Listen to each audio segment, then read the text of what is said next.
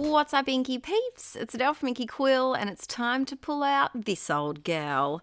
I am determined to finish this thing before baby Toomey arrives. I'm not sure how it's going to go, but at least I can finish majority of it and leave the pages that are a little bit trickier to get to. So if you haven't seen this journal before, I have a intro video for it over on YouTube on Let's Get Inkie, but it's my en masse journal, which is a concept started by Shannon Green over on YouTube. And basically it's a journal where you stick collections of stuff. So this is my black page, and I didn't have too much on my black page, so I felt like it needed a little bit of love. I have definitely neglected this journal, without a doubt, very much. So it's the type of journal that, I don't know, it's easy to forget about, and then when you think about it, it's easy to get obsessed with it again, and that's what I'm currently doing at the moment. I created it out of an old Frankie magazine. I stuck some of the pages together. I painted some of the pages as well, painted some of the backgrounds, and I tried to pick topics and themes that reflected if there was anything on that page already. This page, obviously, there isn't, but I know the glasses page already had large sunglasses all over it. So I just kind of went with the flow. There are a couple of themes, topics that I wish I hadn't done, and a couple that I have changed slightly in this video. So I'll tell you those when I get up to them. I have sped this up 4 times fast because I worked on it for, I think I worked on it for about an hour and a half. I cut out some sections of me just cutting things out, but I found a bit of a system that works for me now, which it's been working well the last week or two that I've been working on this. And I think the trick to it is I pick a couple. I have all of the categories written on a piece of card. And what I like to do is I like to pick maybe 5 of them and go searching for things. And I try to pick topics that are a little harder, I guess, or not as easy as the colours. The colours for me are the easiest ones to do, like this pink page. It's very easy to remember that I have pages for every color. It's not as easy to remember that I have a page for bows or a page for tea bag labels. So I try to pick about 5 categories that are a little bit more specific and harder to remember, and I write those down on a post-it note, leave it on my desk. Then I'll grab a couple of magazines, and I do this on the couch. I just rip out pages that have categories that I know are in here, and I keep the master list, I like to call it, with all of the categories next to me so that I can always check. I found that it was a lot easier as well to kind of do it in bulk sessions. So the first session is just sitting on my bum on the couch watching TV at night and ripping out pages of things that could work in the in the journal. The second step is to fussy cut all of those. So once I've got a decent amount, not a too unmanageable pile, but a decent amount of stuff, I'll sit down and I'll just fussy cut the whole lot. I used to fussy cut as I went and as I found things, and it took forever. So I found it much easier to break it down that way. Here I'm actually going through my new art journaling collage storage thing. We need a name for that. And because I knew when I was putting some of the stuff in there that there was some images that would be perfect for here. A lot of animals. I knew I had a few beachy things, a few books. And so I decided rather than save those images up for the perfect art journal page, I might as well use them when they're needed, and they're needed right now. It's also a bit of a trick to use large images like this one. If you're a bit behind, this page was beaches. And as you can see, there's no beaches there yet. And so by putting down a few larger images, it kind of gives you a bit of a basis. Oh my goodness, the wind has picked up outside and it sounds like we're in Kansas and we're about to fly away with Toto and Dorothy. Whoa, I don't know if you can hear that in the background. Right, I just had to pop out for a quick second and help Aaron rescue our washing that was about to fly off the deck.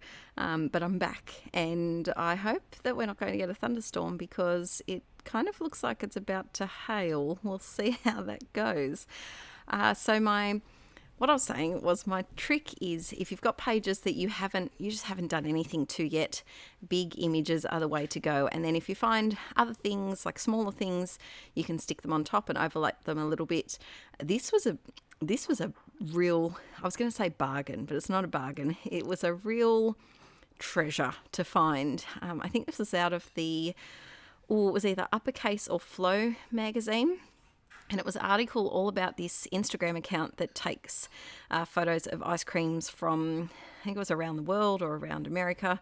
And it was just perfect for my ice cream page because, as you can see, I just had a couple of lonely little popsicles down the bottom there. And this was a quick and easy way for me to completely fill this whole collection in one go. And I do have a couple of others that I add down the bottom as well during this session.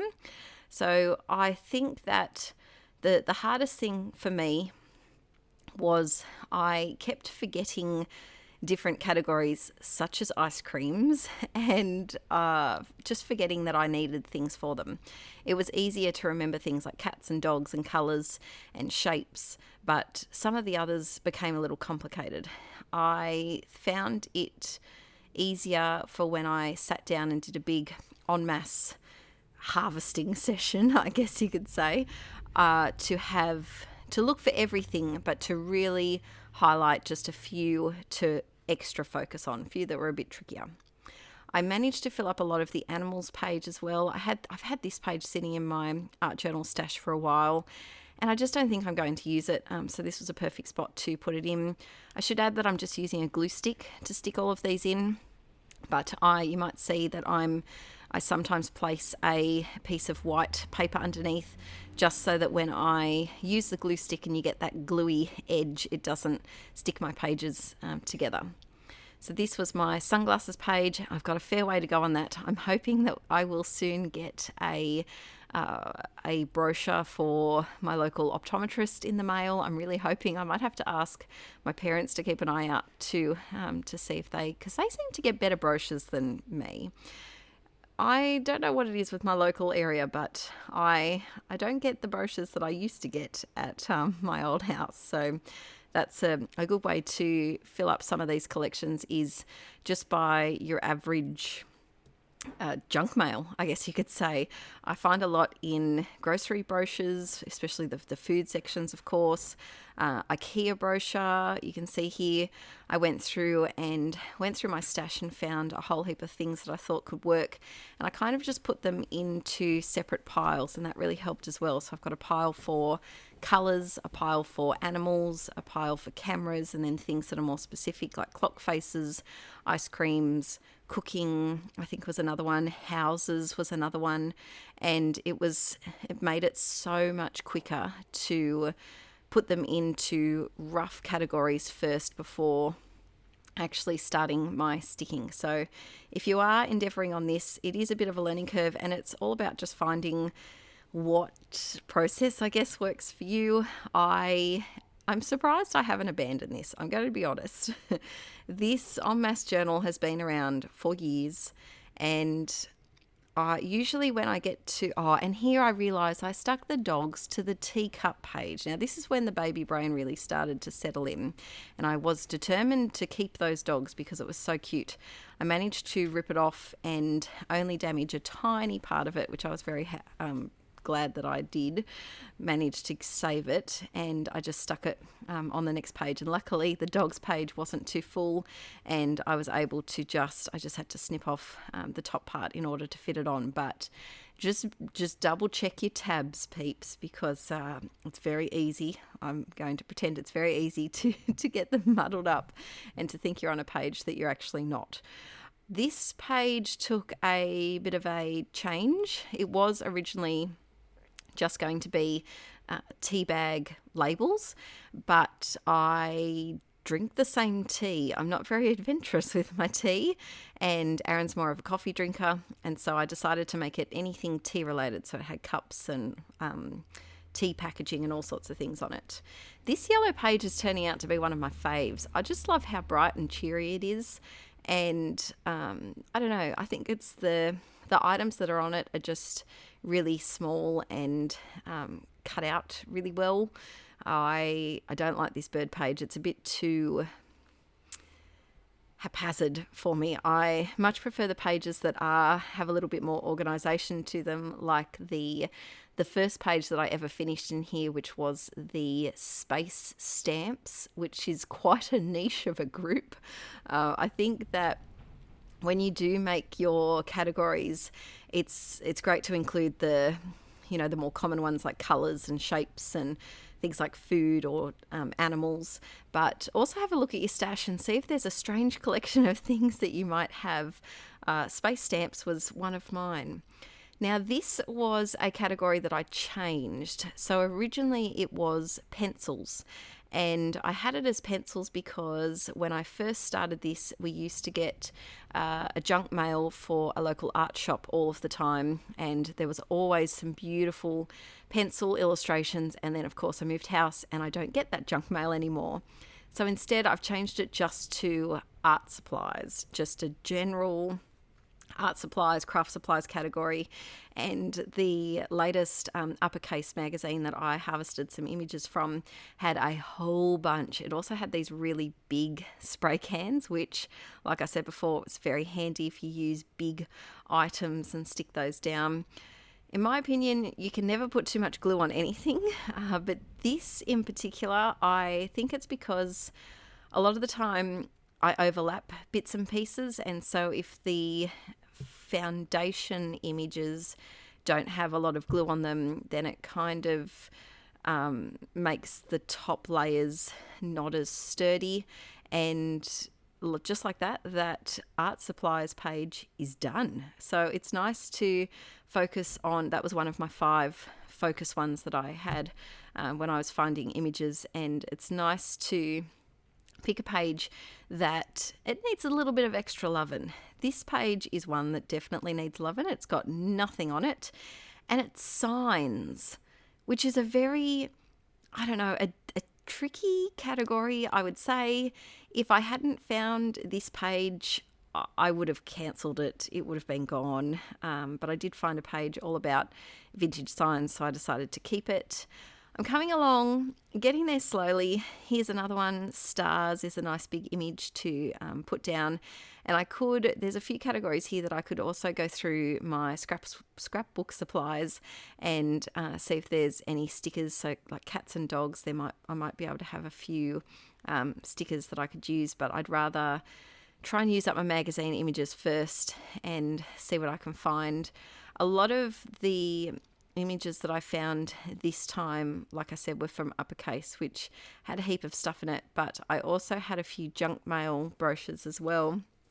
I know that there is a second Journal on Masse video that I am prepping for. I haven't started filming it, but I have got some images. I've done the first step, which is just pulling out all of the images. I haven't fussy cut them yet, and a lot of those were food related. I got them in a food brochure.